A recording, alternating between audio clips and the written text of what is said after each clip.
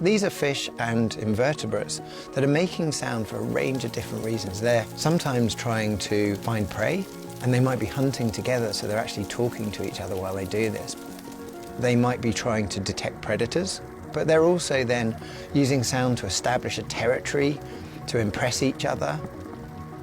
So it's a bit like listening to a full orchestra, and it produces this wonderful cacophony of biological sound.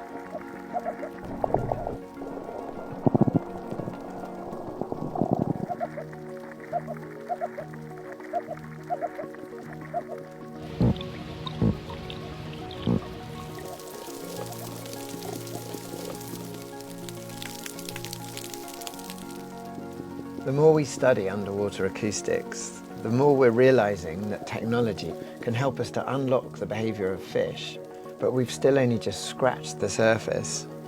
What else will we find by listening to the ocean?